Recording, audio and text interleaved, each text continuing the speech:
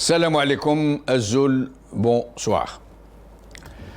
Du temps de la Bouteflika est sonné par les effets de la corruption de masse en ces temps où plus de 1000 milliards de dollars étaient partis en fumée pendant la grande Zerda.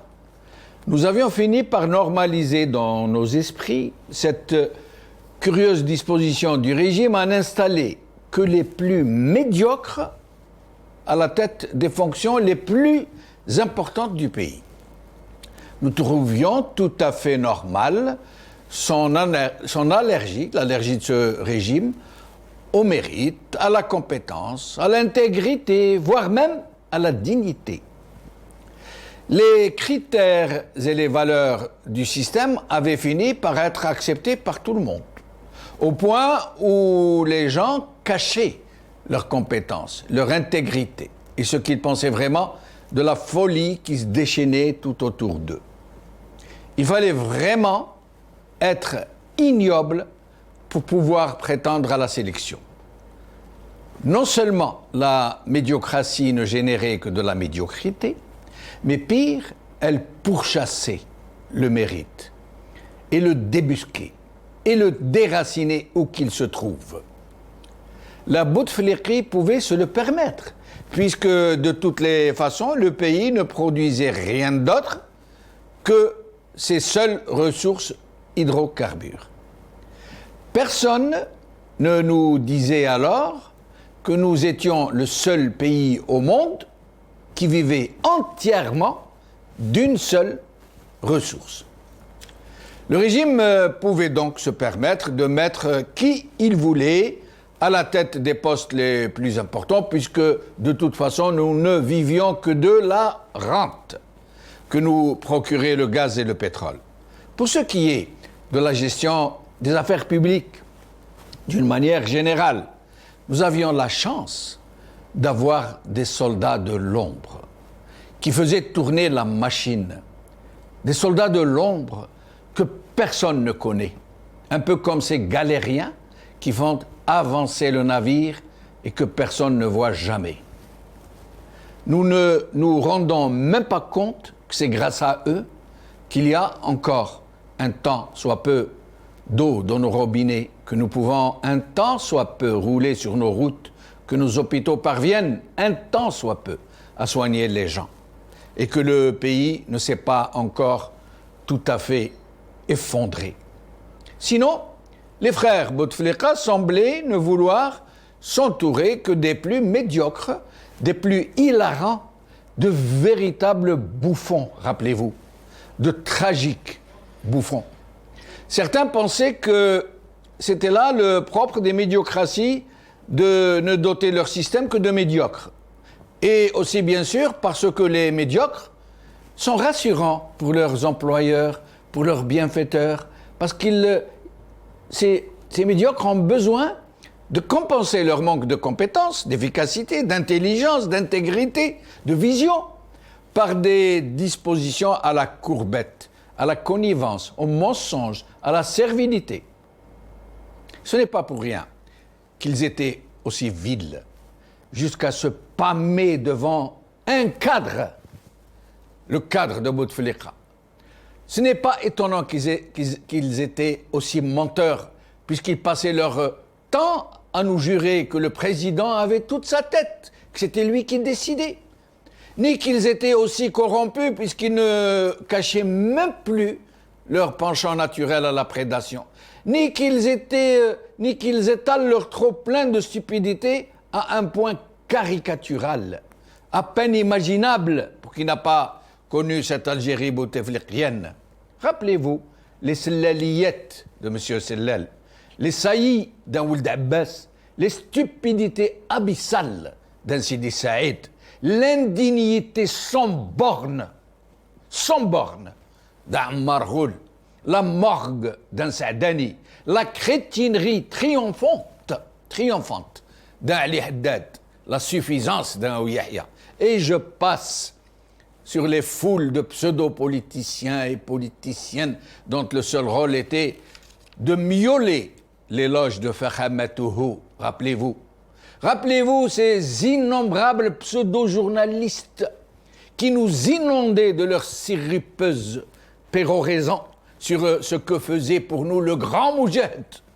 Rappelez-vous ces décideurs militaires et sécuritaires qui paradaient et surnageaient au-dessus du marigot et qui nous la jouaient au-dessus de la multitude qui grouillait à leurs pieds. C'était la jungle en folie, le caquetage dans la basse-cour, les miaulements obséquieux des chiatines et le rugissement des vieux lions édentés.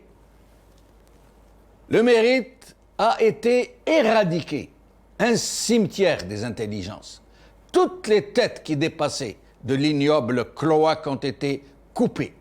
Le système avait naturellement éliminé la moindre expression de dignité. Et il n'en finissait pas de donner l'exemple pour décourager toute velléité de sursaut et jusqu'à la moindre aspiration à un semblant de normalité.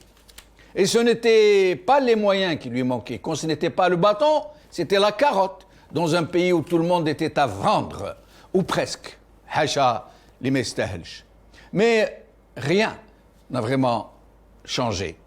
Maintenant, nous pouvons conjuguer au temps présent, puisque c'est le même système qui continue à se perpétuer, à travers les mêmes vrais décideurs qui sont derrière, même s'ils se sont un peu renouvelés dans le même jeu de la chaise musicale, que l'on ne s'y trompe pas.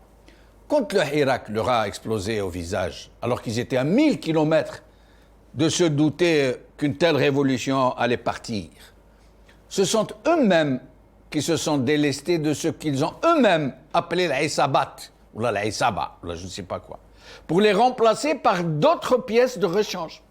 Et ils les ont choisis selon les mêmes critères de médiocrité. Ça coule de source. Ceux qui étaient à la manœuvre pour sauver leur peau et leur régime avec n'allaient quand même pas se laisser évacuer, ni encore moins choisir quelqu'un qui pourrait les jeter. Il leur fallait choisir une tête de gondole qui puisse faire illusion, sans pour autant représenter une quelconque menace pour leur même mise sur le pouvoir. Et ceux qui ont été qualifiés de Aïsaba et qui ont été jetés en pâture à la foule, comme ils disent, ne sont pas plus criminels que ceux qui sont encore à la manœuvre. C'est juste que des données ont changé et que les circonstances ont fait que le côté du manche soit entre les mains de certains et pas d'autres. Tebboune a eu la chance d'avoir été une victime du clan dominant du temps de Bouteflika. C'est un des critères qui a pesé pour sa désignation, mais pas seulement. Mais le grand problème est dans l'assèchement des ressources. L'assèchement de cette mono-ressource. Et c'est bien ce qui explique le délire et le déni de Tebboune, sa fuite en avant, quand il se met à nous inventer ces 25 milliards de dollars de produits agricoles générés pour la seule année 2019. C'est là où réside le nœud gordien de tout ce qui va se produire. Et au fond de lui, Tebboune ne peut pas l'ignorer. Il sait que les réserves d'échange vont fondre comme neige au soleil, que non seulement il ne pourra pas exporter l'essence et le gasoil, comme il est en train de nous promettre, mais qu'il ne pourra même pas en importer comme d'habitude. Qu'à court terme, dans moins d'un an et demi, il ne pourra même pas financer les besoins alimentaires du pays, ni le bon fonctionnement du secteur de la santé, ni empêcher une grosse inflation, ni pouvoir circonscrire les effets d'une crise économique qui va mettre bas tous les équilibres, des équilibres qui ne reposaient que sur la seule rente, rien d'autre que sur la seule rente. C'est cela qui explique cette fuite en avant et ce déni de la réalité et ces affabulations et cette attitude qui n'est pas sans nous rappeler les syllabillettes de M. Tebboune.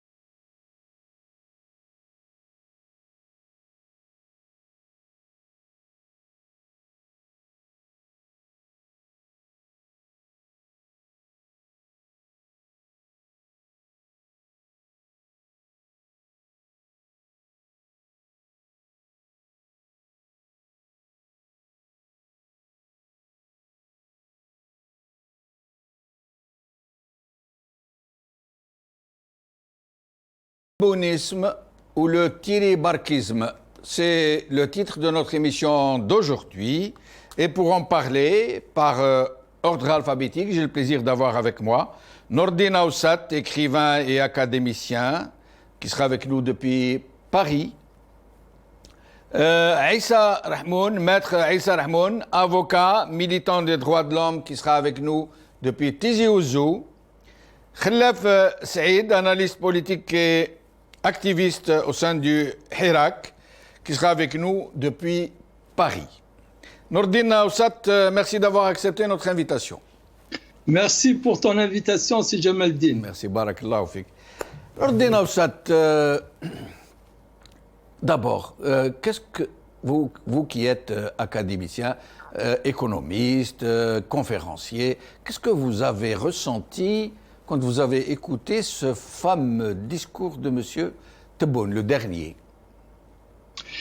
Écoutez, je préfère répondre en disant que tout au moins, à la fin, et pour la première fois, depuis qu'il a été investi président, que j'ai écouté de bout en bout, avec attention, je dirais même avec beaucoup d'attention, le discours de Abdelmajid Tebboune. Parce que j'étais en voiture, je rentrais des vacances, j'étais donc tout attentif pour écouter tout le discours. La seule, je dirais, réaction, c'est plutôt une interrogation pour dire où va l'Algérie. Je le dis avec beaucoup de tristesse, avec beaucoup d'amertume, je dirais avec beaucoup, de dégoût, que cette question qui était déjà posée en 1963 par le titre d'un livre de Sebodiaf, Où va l'Algérie, d'un titre qui a fait plusieurs fois la une des magazines dans les années 80, le titre d'un livre qui a été écrit par Mahiou et un autre spécialiste de la science politique au début des années 90, Où va l'Algérie. Quand on écoute le discours de Abdelmajid Tebboune d'hier, on se dit où va l'Algérie? Où il va mener cet homme, ou les gens qui sont derrière cet homme, où veulent-ils mener l'Algérie? Parce que ce n'est, et c'est le moindre de le signaler, c'est très très loin d'être rassurant. Restez avec nous, Nordine Aoussat. Issa Rahmoun, merci d'avoir accepté notre invitation. Oui, bonsoir, merci Si Jamal, c'est Nordine Khalaf et les plusieurs téléspectateurs de Awraf TV. Merci à vous. Alors, Issa Rahmoun, même question que pour Nordine Aoussat. Quel a été votre sentiment après avoir écouté M. Tebboune? Allô? Oui. Vous avez entendu ma question? Je n'ai pas bien entendu. Ouais. Alors, je voulais vous... pouvez répéter, vous pouvez... Oui. Oui, même question que pour M. Nordine Aoussat. Je voulais savoir quelle a été votre réaction après avoir écouté M. Tebboune. Sincèrement, je n'écoute plus le chef de l'État. Par contre, je préfère écouter et voir ce qui se passe dans la rue. Je dirais que Tebboune est vraiment un cas d'école psychiatrique.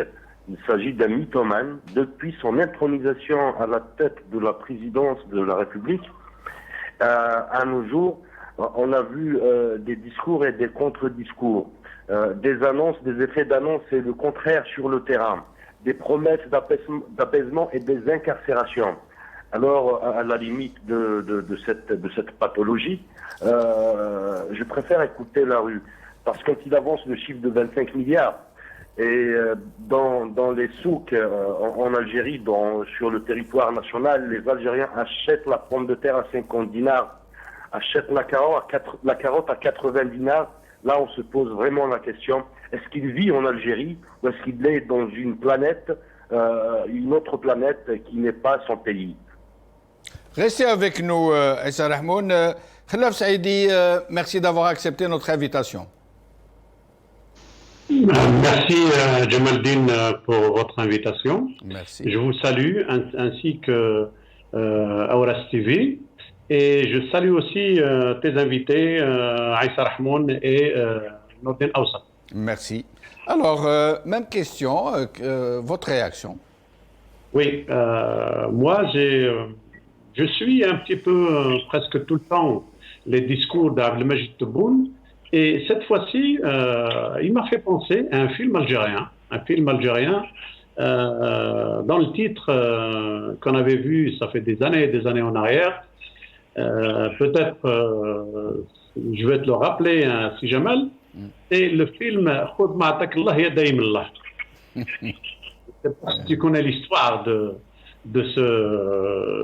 Je crois qu'il était receveur de bus. Il voulait se marier. Il est allé demander la main d'une fille. On lui a présenté une fille. Et le jour du mariage, on lui a présenté une autre femme qui était un peu maboule.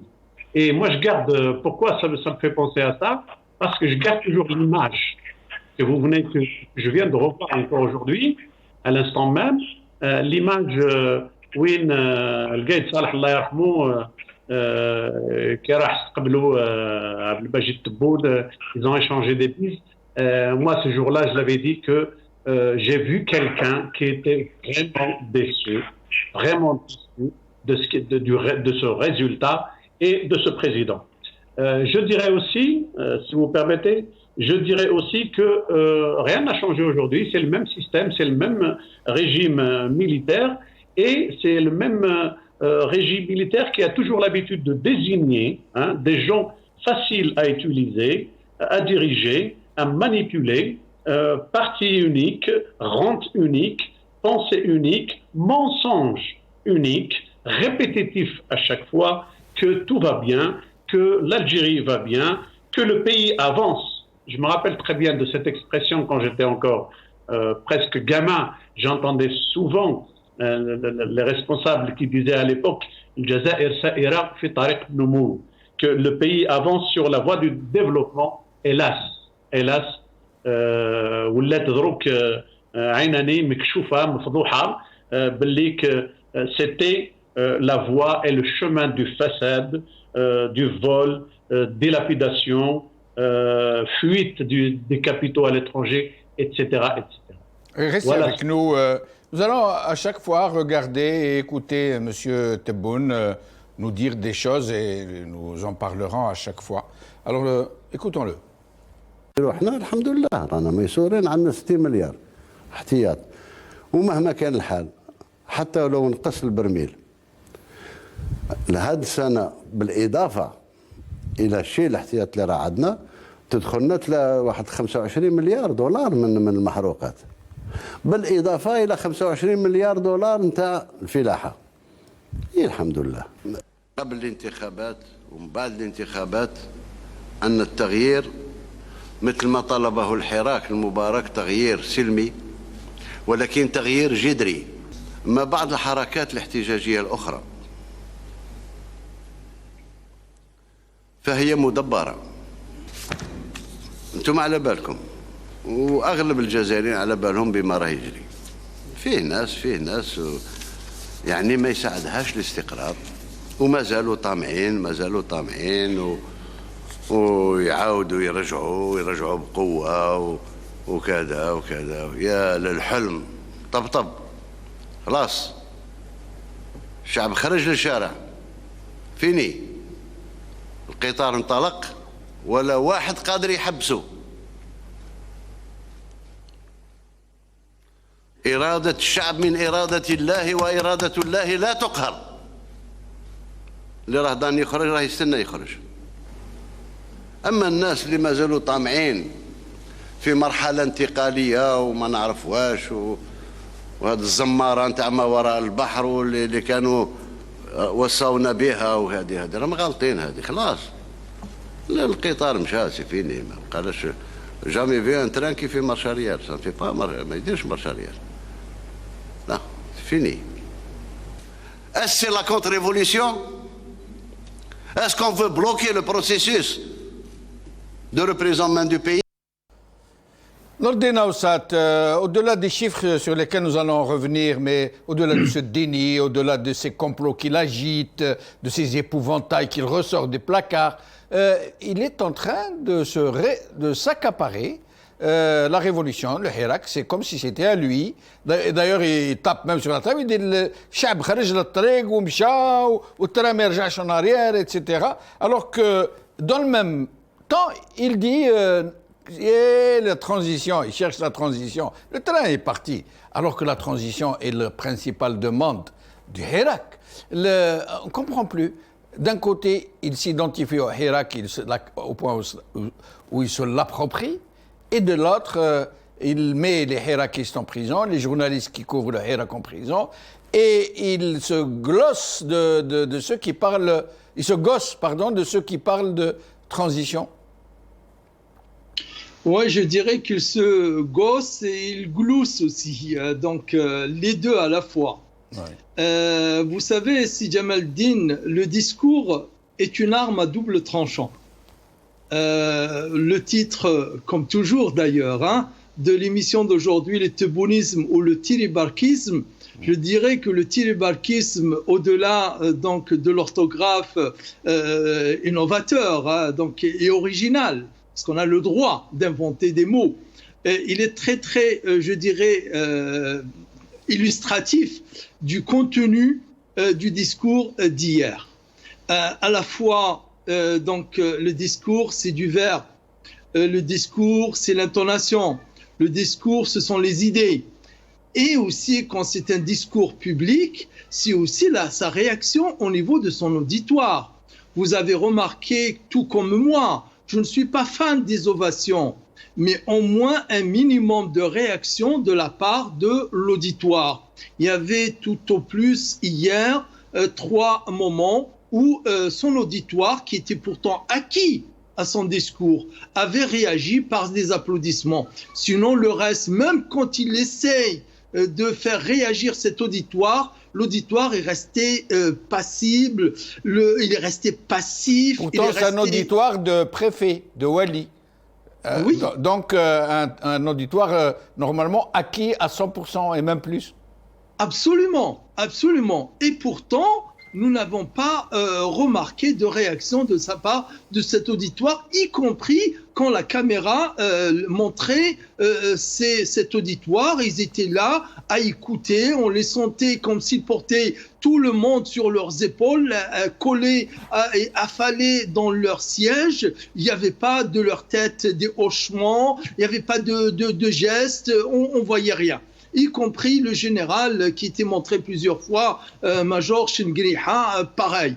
Donc, je dirais que c'est un discours qui fera date dans ce tiribarkisme, sans compter les contradictions. Il n'est jamais allé au bout d'une idée dans laquelle il exprimait sa volonté et la continuité. À peine il esquisse 2-3 mots, il revient à ceux qui sont contre son discours. Il dit jamais que ça y est, on a fait ci, on va faire ça, sans évoquer ce que dit l'opposition. Elle est hantée, elle est habitée, elle est complètement obsédée par le Hirak et les slogans et les revendications du Hirak. Il essaye de faire semblant d'avoir dépassé cela, sans compter, ça a été souligné, ces tentatives à plusieurs reprises de faire un hold-up, de faire un détournement des revendications et des buts du Hirak qu'on a vu, et on y reviendra certainement. Oui. Alors, Issa Rahmoun, comme vient de le signaler très justement Nordin Aoussat, un hold-up du Hirak, il se l'approprie, il est à lui désormais, c'est sa chose, il parle même de contre-révolution, pour ceux qui ne sont pas dans son sens, et il parle de choses et d'autres, et c'est vrai, comme vient de le faire remarquer Nordin Aoussat, il ne va jamais au bout de ce qu'il évoque. Il évoque, puis il laisse de côté, il évoque autre chose. À votre avis, cette histoire de révolution du Hirak qu'il s'est accaparé? Oui, je suis tout à fait d'accord avec Nordin. Vous savez, la culture politique ou la culture du monde associatif ou de la société civile en général, chez nous en Algérie, on manque de démocratisation dans les rapports sociaux, dans le fonctionnement des organisations et institutions du peuple, à ces institutions. On échappe à deux règles, qui sont les normes et les pratiques. Il n'y a aucune norme, il n'y a aucune pratique démocratique qui est mise en valeur.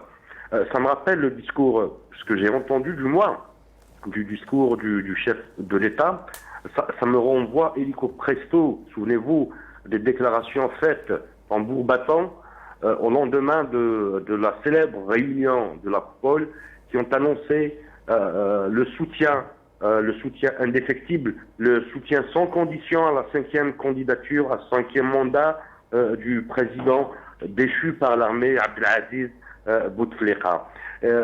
Souvenez-vous des phrases assassines, des phrases qui insultaient les Algériens, de Sellal, de Ouihia, d'Abbas et de tous ces éléments qui ont fait le cortège de l'insulte, le cortège du mépris au peuple algérien.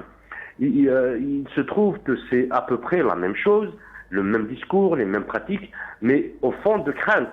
Vous savez, dans un syndicat, par exemple, et c'est un cas beaucoup de cas comme le fonctionnement de la société civile, quand on veut changer, passer à l'alternance au niveau de la prise de décision, de la prise de fonction, le chef devient très agressif. Ce n'est pas un aveu je dirais, ce n'est pas une expression d'un homme fort, mais c'est une expression d'un homme très anxieux, très angoissé, très inquiété par le Hirak. Le fait qu'on retient en moins d'analyse de s'approprier le Hirak, ça veut dire que le Hirak l'a intronisé comme chef de l'État à la tête de la présidence de la République. Et une autre piste d'analyse, un aveu d'échec qu'on essaye de cacher, qu'on essaye de dissimuler en démontrant qu'il s'agit d'un homme fort, d'un homme d'État qui maîtrise la situation.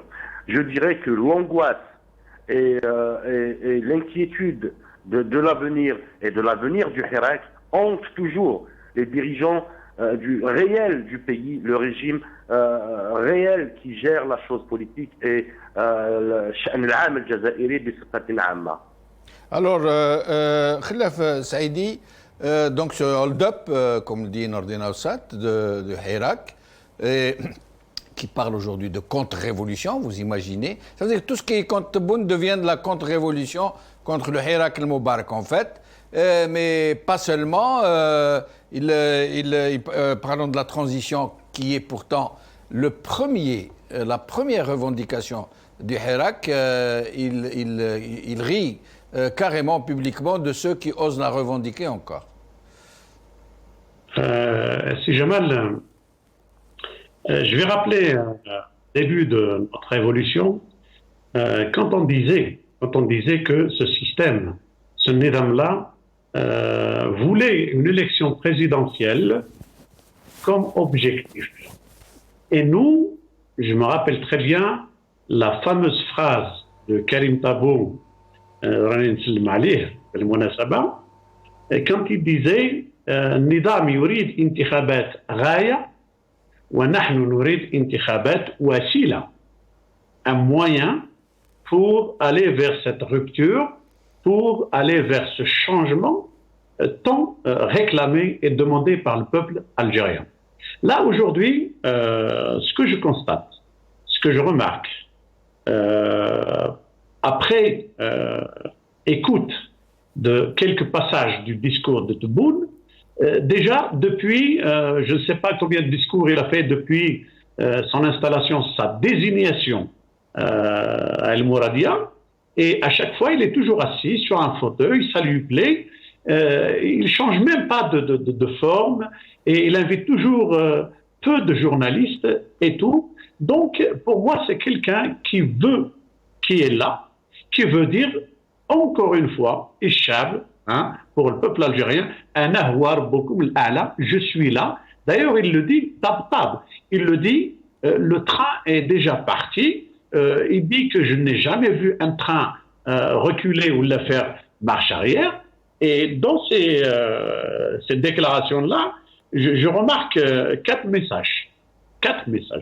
Le premier message, il est dirigé vers un clan du pouvoir. Quand il parle des 10 milliards de dollars qui ont été utilisés par Yviz Haddad avec un proche du président américain Donald Trump, Donc, il se pose la question comment cet argent a pu sortir, a pu partir, etc. Donc, et quelque part, s'il se pose la question, donc il ne sait rien. Donc, il ne sait même pas ce qui se passe dans le pays. Voilà. Et la deuxième, qui est très importante aussi, le deuxième message, plutôt, il est destiné à la révolution et au Hirak. Et quand il parle, quand il dit « Sha'b, ça y est, il kharuj », Sha'b, il taghir al-jidri, ça y est, et il se positionne. Aujourd'hui, c'est ce qui est grave. C'est ce qui est grave, c'est un mensonge, quelqu'un qui n'est jamais sorti un jour dans la rue avec le peuple, lorsque le peuple sortait tous les vendredis et tous les samedis avec des millions et des millions dans les 48 wilayas, ce Tebboune n'a jamais participé à une seule marche. Et aujourd'hui, il se présente comme si c'est lui le chef, le chef de cette révolution-là. Et il profite de l'occasion, justement. Et ça, c'est très malheureux. Il profite de l'occasion de l'arrêt de ces marches-là par le peuple algérien et le fait aussi que ce Hirak ne s'est pas organisé. Donc, il veut se poser comme le chef de file de cette révolution-là et c'est avec lui et à sa manière et à sa façon que nous irons vers cette rupture, vers ce changement. Et aussi, ce qui est dangereux, le message qui est encore dangereux, j'estime qu'il est adressé à la classe politique quand il parle, quand il dit, quand il yashar ou yadhak de ceux qui osent dire, prononcer marhala al-intiqaliya, la période de transition. C'est une négation, c'est comme si il voulait dire que tab alaikum, c'est fini, ne parlez plus de ça. La transition veut dire le départ de l'ancien régime et l'arrivée de la nouvelle République, où il ne sera pas lui, donc il ne peut pas accepter. Et le quatrième message, c'est là où il se pose comme une victime. C'est quand il s'adresse à l'administration, au wali, au chef de Daïra, c'est comme si, c'est là, je crois que c'est là que j'ai dit le deuxième message, ou le premier message, c'est un clan du pouvoir, et aussi, cette administration-là, c'est comme si, quand il parle de Mu'amara, c'est comme si il y a une contre-révolution, mais c'est une contre-révolution contre M. Tebboune, contre son gouvernement, et c'est là qu'il cible l'administration et un clan du pouvoir. Pour lui, il y a toujours cette Mu'amara, il y a toujours cette justement, Mu'amara, et justement, nous allons en parler. Et c'est comme si réellement, ce qui est aussi à signaler aussi, c'est que c'est comme si réellement il n'y a pas de contre-révolution pour notre révolution du 22 février 2019, mais la seule contre-révolution qui existe aujourd'hui, c'est celle qui est dirigée contre Tebboune et son gouvernement. Et justement, nous allons parler de cette tendance à voir le complot partout, tout le temps, dans n'importe quel geste. Vous allez voir, c'est réellement loufoque. Il utilise des exemples qui prêtent non pas à rire, mais à se plier, à se tordre de rire. Écoutez-le maintenant. نلقى شخص الله يطول في عمره إن شاء الله له حي 1911 يعني في عمره قرن و9 سنين ويخرج مرتين في الأسبوع منين تهضر يقولك لا ماشي ما كاش مؤامرة ما كاش هذه ما كاش معليش الظهر كشاف.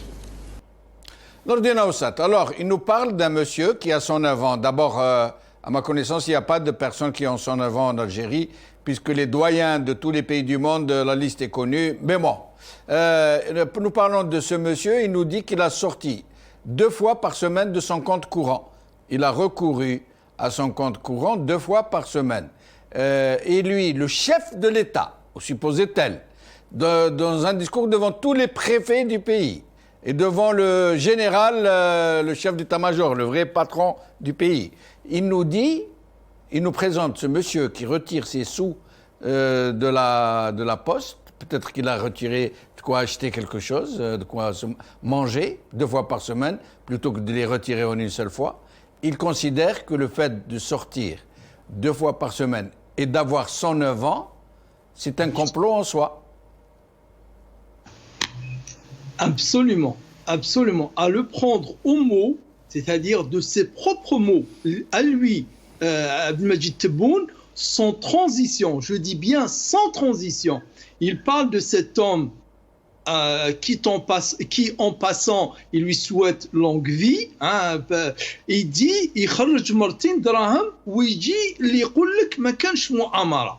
c'est-à-dire que le fait, c'est tant que cette histoire ait vraiment existé, comme vous l'avez bien souligné, c'est Jamaldine, un homme de 109 ans qui va à la poste, ce serait vraiment en Algérie le doyen de tous les Algériens et qui se porte en forme et qui a encore un compte et qui va à la poste ou à la banque et retirer de l'argent.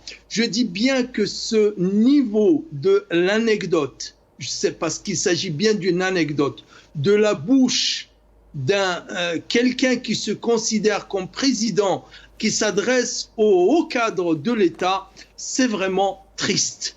C'est des discours zama à la portée du peuple, mais ce n'est pas comme cela. Un président ou quelqu'un qui se considère comme tel peut descendre au niveau de son discours, au niveau de son verbe et aussi de son expression, au niveau du petit peuple, d'accord, mais pas en racontant des histoires de cette teneur, une histoire à, je dirais, dormir debout et surtout de lier cela à du complot, mais dans quel, je dirais, univers on vit, Tebboune, mais qu'est-ce que vous racontez? Qu'est-ce que vous êtes en train de dire? Êtes-vous conscient? Avez-vous des experts en communication? Est-ce que vous faites du débriefing de vos discours une fois que vous les avez tenus pour ne plus, je dirais, accabler, pour ne plus, je dirais, c'est pas seulement, pour tout à l'heure, vous avez parlé d'assécher les ressources, mais de tuer tout espoir en ce peuple en tenant ce type de discours. Je dirais que vraiment, le tilibarkisme de Tebboune, aujourd'hui, avec ce discours d'hier, il l'a vraiment montré qu'il le pratique, je dirais, et qu'il ne sait pratiquer que cela, malheureusement. Alors, tout à l'heure, sur votre page Facebook, j'avais lu un post que vous aviez commis sur ce discours de M. Tebboune. Je lis ce que vous avez écrit. Oui. Le discours de Abdelmajid Tebboune d'hier, 60% d'anecdotes, 20% de victimisation, 10% d'arrogance et 10% de politique. Triste. Et moi, je vous avais commenté votre post. J'ai dit... et 50% de tartarinade, ce qui ramène au taux habituel des 150%. Absolument, si Jamaldine. Et je rajouterai l'expression, moi j'ai compté qu'il avait utilisé au moins 3 ou 4 fois. C'est terrible, wallah. Si Jamaldine, tu arrives encore à trouver du courage pour rire, et même à te tordre de rire, wallah, je ne peux pas. Combien même il y a l'expression, l'adage arabe qui dit sharrul baliyati ma yudhiku, c'est-à-dire la chose qui fait rire, c'est la chose qui fait le plus mal en vérité. Quand on en rit, on n'en rit pas de joie, mais on en rit de tristesse. Mais je n'arrive même pas à trouver cette force de rire devant un président qui dit akalabalkum, akalabalkum. D'accord, l'inspecteur Tahar, Allah yarhamou, il ne faisait rire qui dit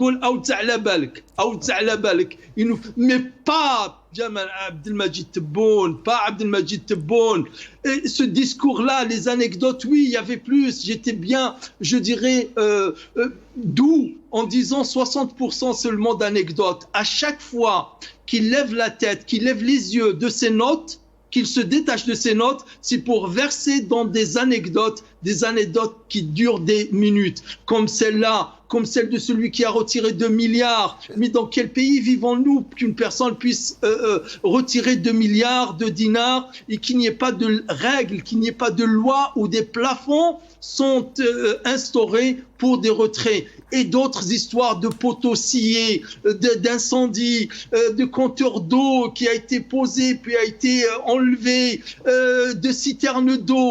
C'est un discours de président que de parler de cela. Et là, il demande au Wali, pourquoi laissez-vous les citoyens aller chercher de l'eau à dos d'âne, mettez l'air des citernes à côté de la maison. Comme ça, hein, il y a à peu près 2 millions de personnes qui ont un problème d'eau, il faut leur mettre 2 millions de citernes.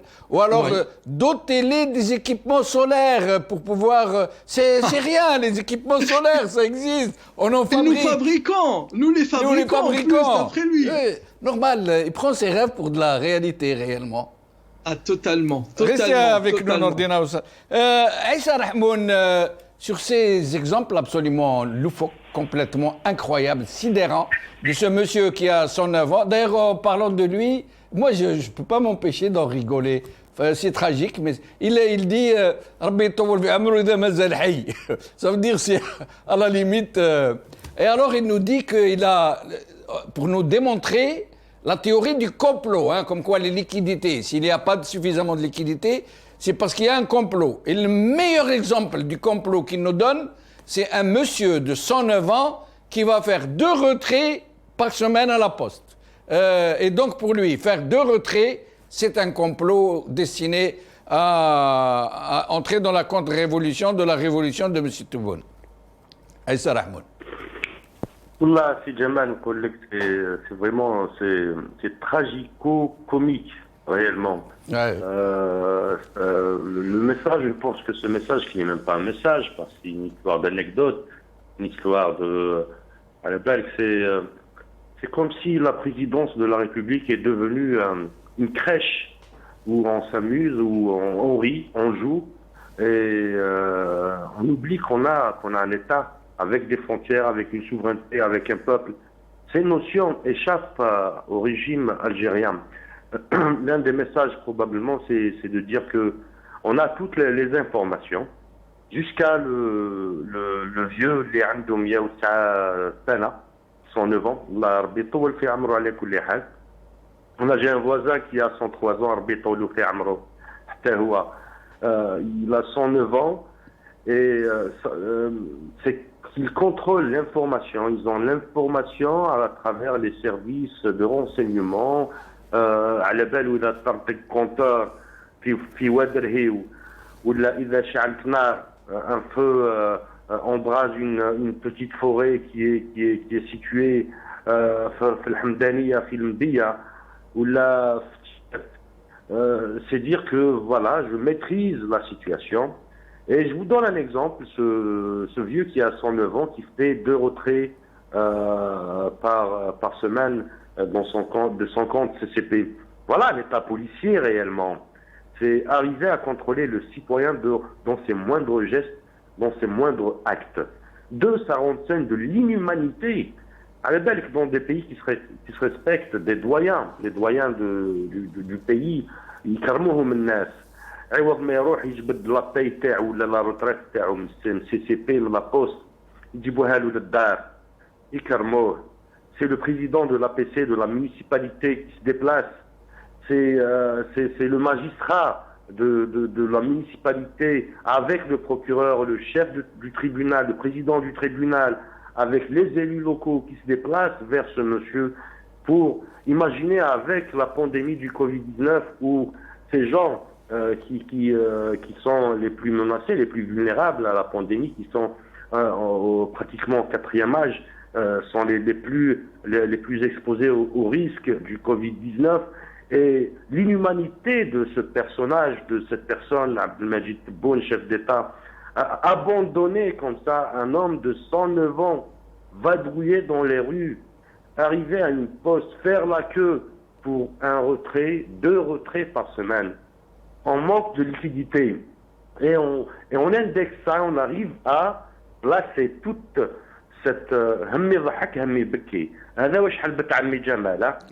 هذا واش حلبت. عندنا un président qui devrait être chef de daïra, sans plus. Sans plus.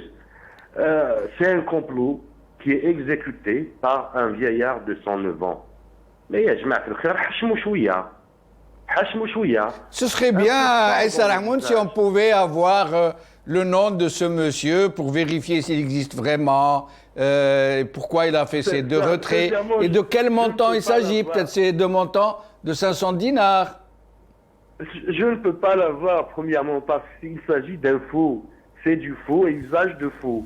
De deux, je ne suis pas un agent des services pour avoir ces renseignements. Non, non, non, c'est pas à vous que je les demande. Ça, je vous disais, ce serait intéressant de les avoir si on pouvait, si ceux qui nous écoutent, nos amis, pouvaient se renseigner pour essayer de nous dire. Vraiment, on est dans l'absurdité. Oui. On est vraiment dans l'incroyable. On est dans l'impensable. On est dans la déraison. On est dans le faux. On est dans l'usage du faux. Mais c'est incroyable, je ne trouve pas les mots, sincèrement. Il y a de quoi. Moi non plus, rassurez-vous. Alors, Issa Rahmoun, il n'y a pas que...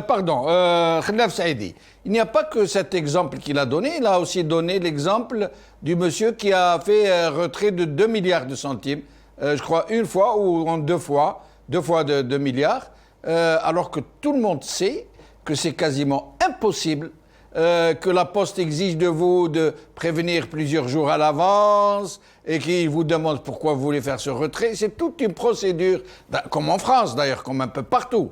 Quand vous allez à votre compte courant, vous n'arrivez pas comme ça pour retirer une telle somme, c'est impossible.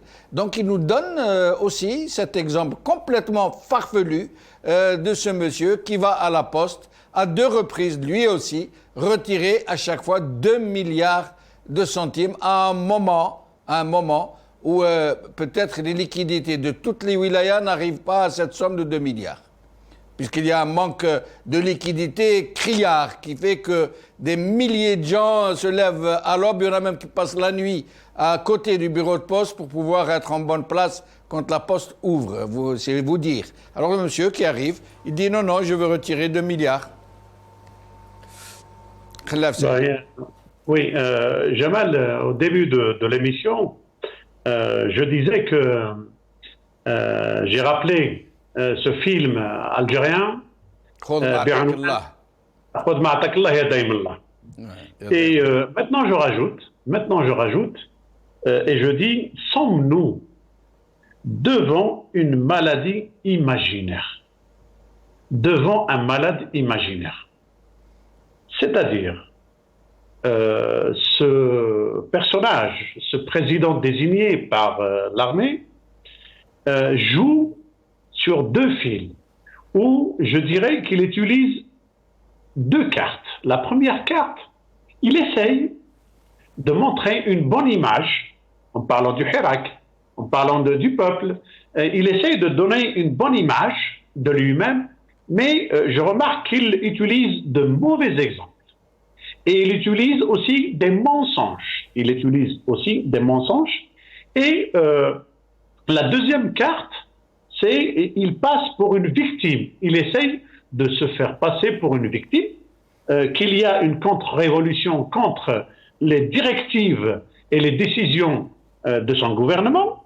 D'ailleurs, il a parlé aussi, il a rappelé que avec les wali, قال لهم بكل صراحة كيفاش المنحة هذيك الأخيرة ما وصلتش للمحتاجين من المواطنين الجزائريين. Donc, quelque part, il veut montrer qu'il a de bonnes intentions, qu'il veut aller vers un changement, mais il ne sait même pas s'exprimer. Et je crois que je l'avais dit dès le départ, au début, j'avais dit que cet homme n'a pas ni les compétences, ni les capacités, ni la bonne volonté politique pour aller vers une vraie solution à la crise politique algérienne. Donc, parler d'un monsieur qui se dirige vers la Poste pour retirer 2 milliards 2 fois par semaine, pour retirer 2 milliards de centimes, moi je dirais qu'il est libre. Il est libre de retirer.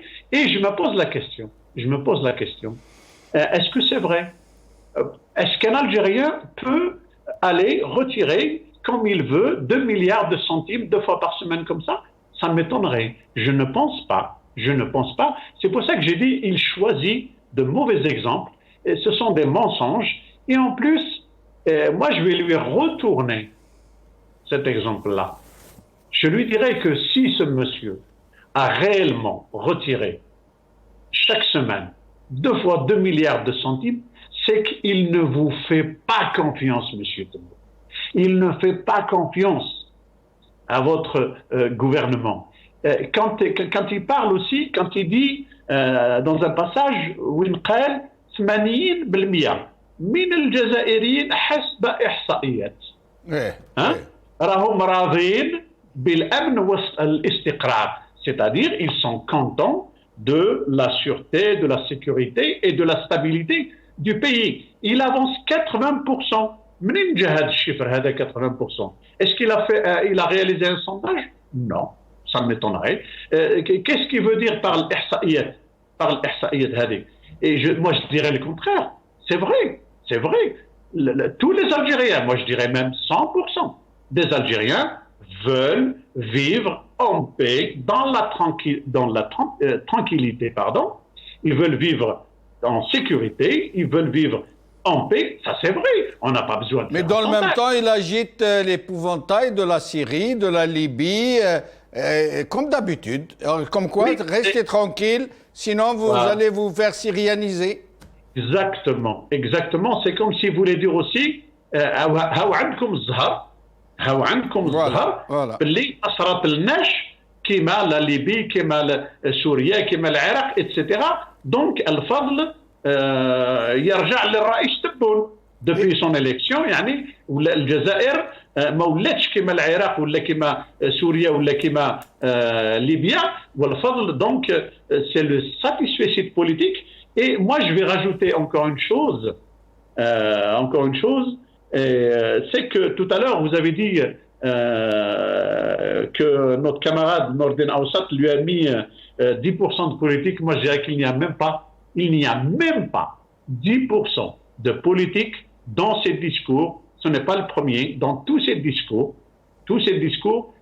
Wallah al-Adim, moi je le dis en toute franchise, en toute honnêteté, لو كان جا إنسان عادي, n'importe quel citoyen يكون عنده نفس السن, يجي يهضر لي بهذه الطريقه, والله العظيم غير نصفق له ونقول يعني هذا هو المستوى نتاعو. ولكن كي نسمع رئيس معين من طرف العسكر ويعني عده كذبات, il a fait et c'est peut-être pour ça qu'il a été choisi, Khalil Saidi. Il n'irait pas aller chercher quelqu'un d'hyper compétent, de sérieux. Oui, restez avec nous, Khalil Saidi. Nous allons faire tourner le micro, mais avant, nous allons en arriver à ces promesses qu'il fait, à ces directives qu'il donne à ses administrations, à son administration pour appliquer des mesures totalement inapplicables. Ce n'est pas possible de les appliquer. Nous allons d'abord écouter ça et nous allons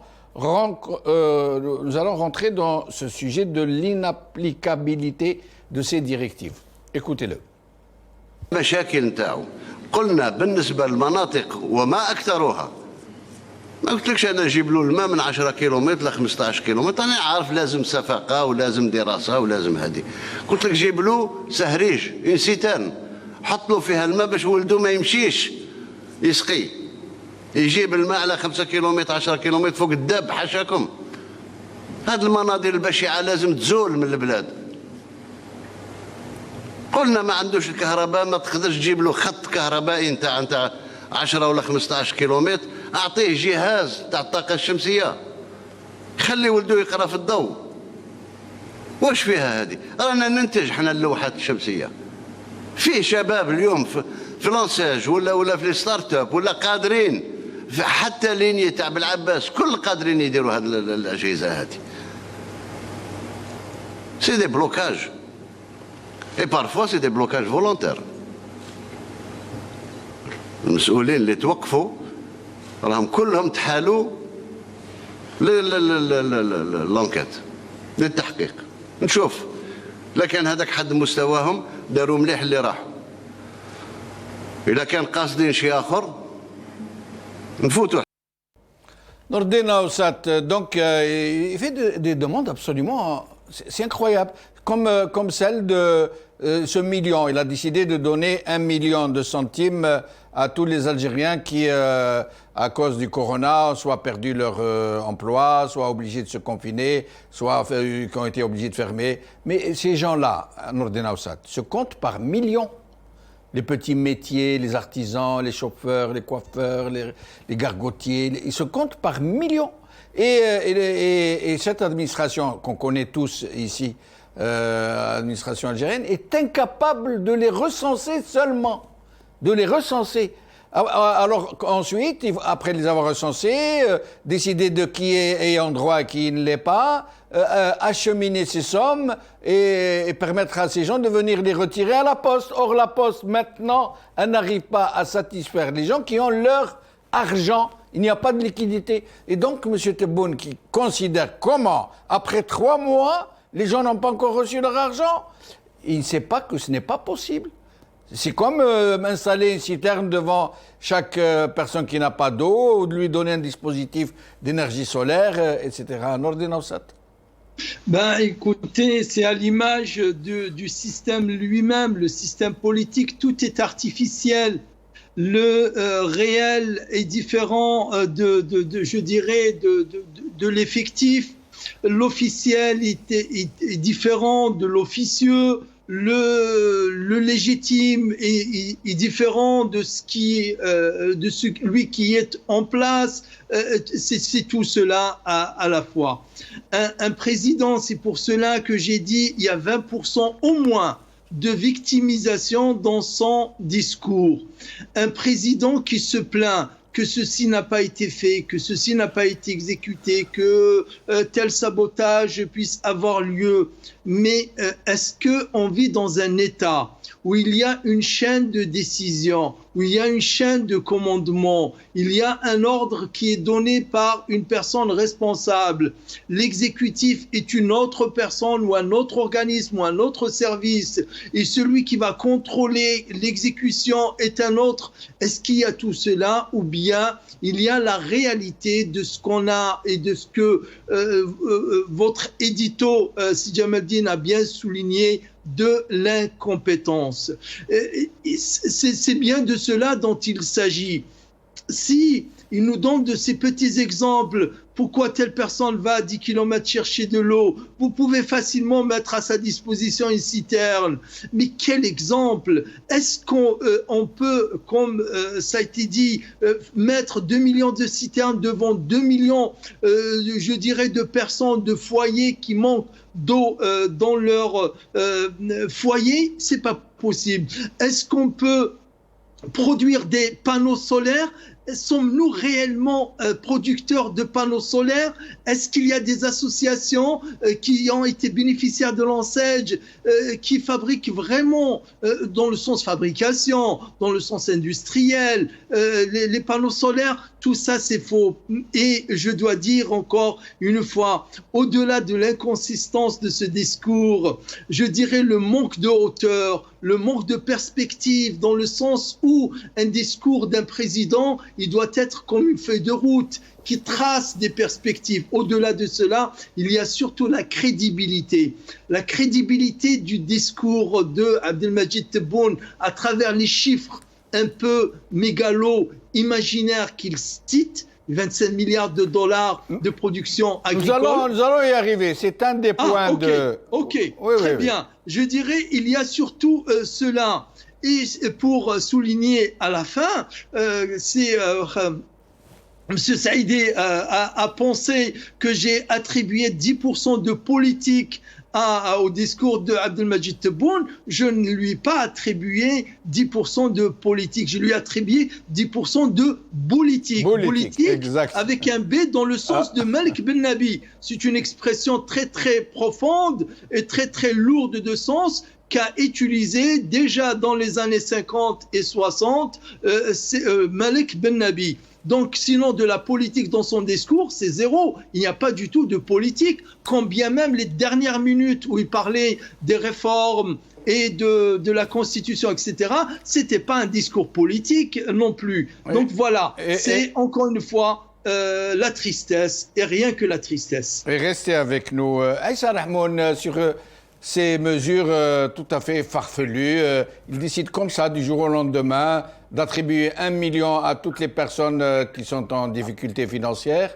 Et il le décide du jour au lendemain. Et il s'étonne que 3 mois plus tard, cela n'a pas été réalisé. Et il considère que c'est malveillant à son égard et contre sa révolution, que c'est quasiment contre-révolutionnaire. Je dirais que c'est un discours populiste, mais le populisme, il faut qu'il soit armé dans les plus grandes dictatures qui étaient du moins assez puissantes financièrement et économiquement. Ce discours populiste doit s'adapter à une réalité économique.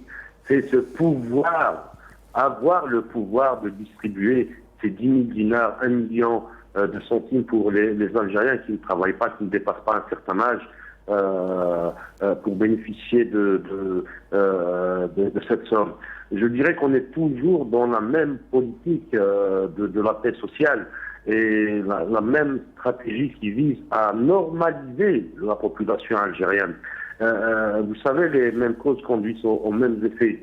Il me semble que actuellement le discours ou l'entreprise du chef de l'État visant à normaliser le Hirak, en accusant bien sûr les témoins du Hirak dont je fais partie, dont vous faites partie, dont toute intelligence qui veut un changement pour notre pays font partie, en les accusant d'être à la solde de l'extérieur, à la solde d'un complot ourdi qui menace l'intégrité territoriale et la souveraineté de l'État.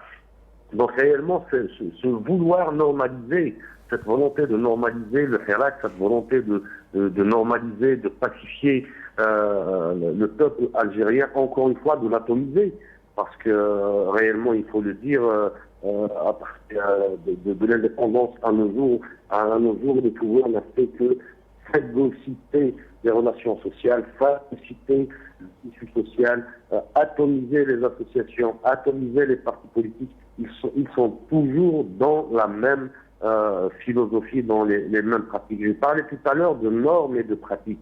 Les normes, on n'a aucune norme en Algérie.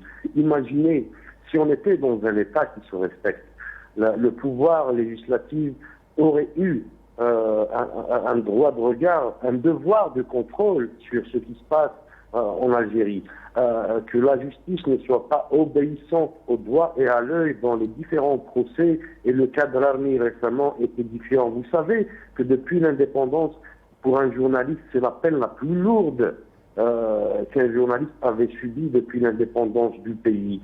Donc on est arrivé à une situation actuellement où le régime en place est tellement féroce pour mater le Hirak, pour faire peur pour faire peur au peuple algérien. Et dans toute cette entreprise mise en avant par le régime actuellement, je dirais que le train avance et on a vraiment peur que ce train va défoncer un mur, que ce train va dérailler, et ça va être une catastrophe. Est-ce qu'ils sont responsables? C'est la question qu'on se pose. Est-ce qu'ils sont raisonnables? Est-ce qu'ils ont une perspective à venir? Est-ce qu'ils ont une politique globale? La réponse est non. Ils sont dans un bricolage. Le régime est finissant, le système est finissant. La meilleure preuve, je vais vous dire, au mois d'octobre passé, un mouvement de mutation gigantesque, astronomique, a vu frapper les magistrats des 4 coins du pays en Algérie. Et une année après, ça fait à peine une semaine, le même mouvement frappe les chefs de cour et les procureurs généraux. C'est une fragilité, c'est vraiment une fragilité incroyable dans le corps de la justice, dans ce pouvoir judiciaire. Et c'est pour cela que cette petite partie de domino, cette petite partie de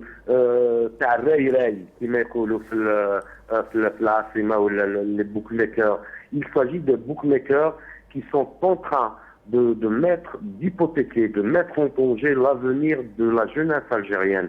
Les ressources, on les voit, arrivent à terme et aucune perspective, aucune imagination n'arrive à venir pour que l'Algérie se place réellement sur la rail du développement, pas sur la rail autoritaire.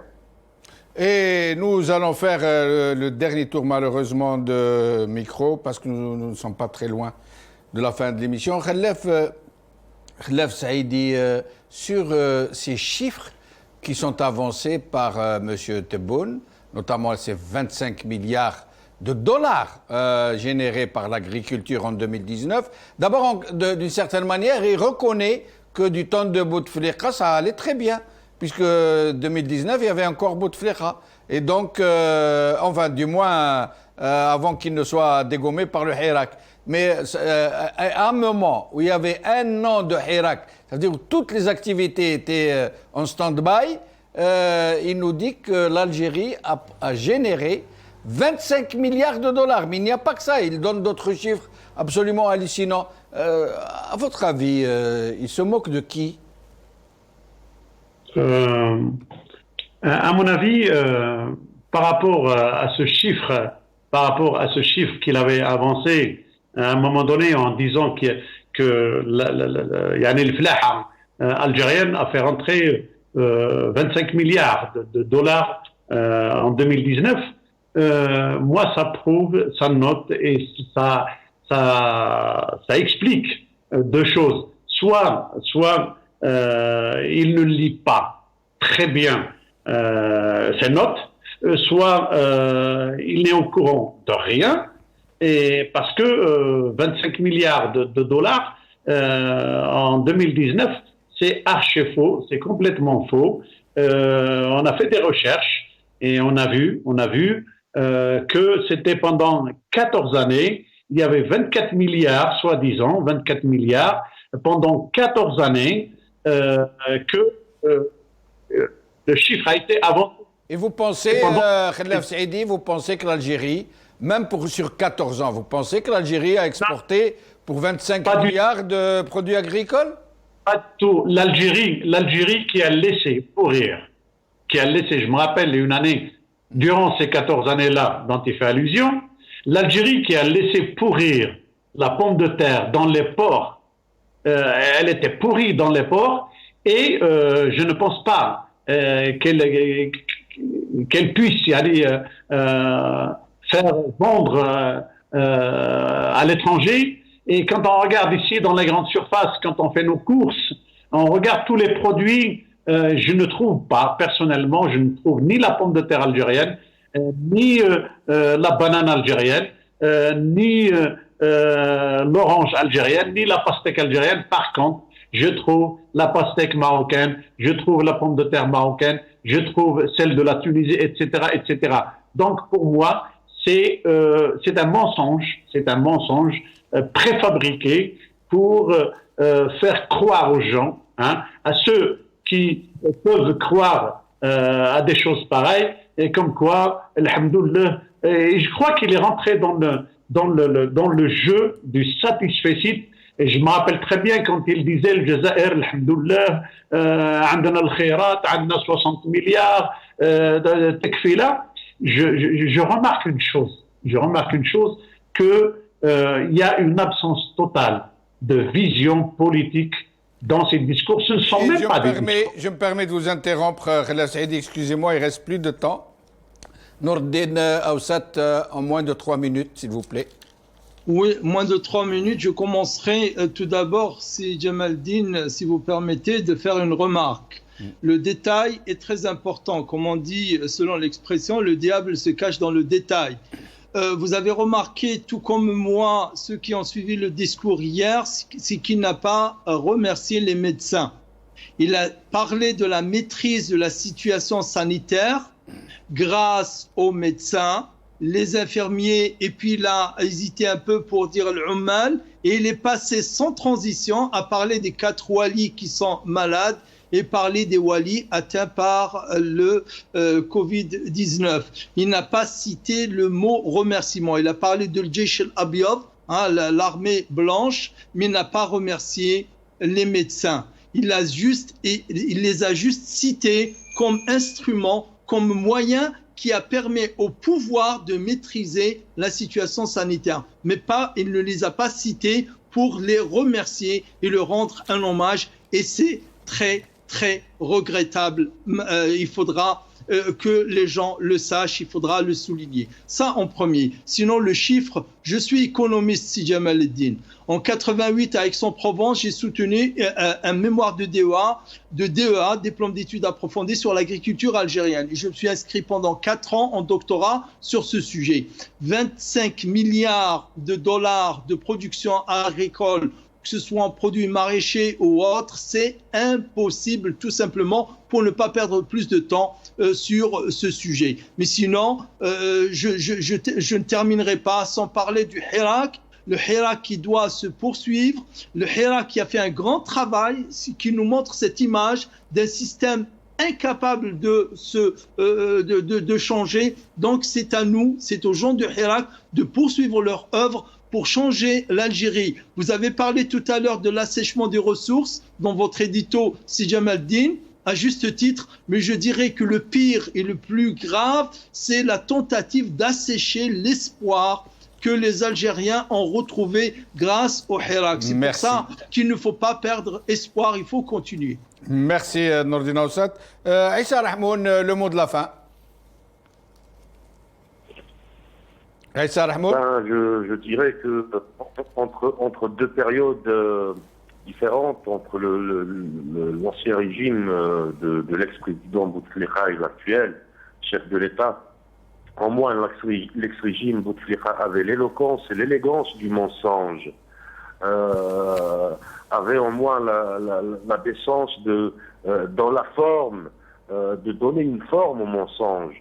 Mais là, on se retrouve devant une situation d'un mythomane qui gère le pays, d'une vulgarité mensongère incroyable, avancer ces chiffres astronomiques, insultant ainsi l'intelligence des experts, insultant ainsi l'intelligence des ingénieurs, des économistes, et insultant ainsi l'intelligence du peuple algérien quand il se rend dans un souk, qu'il achète une pastèque à raisin de 100 dinars le kilo, et qu'il achète 1 kilo de pommes de terre à 50 dinars, à 60 dinars, et qu'il achète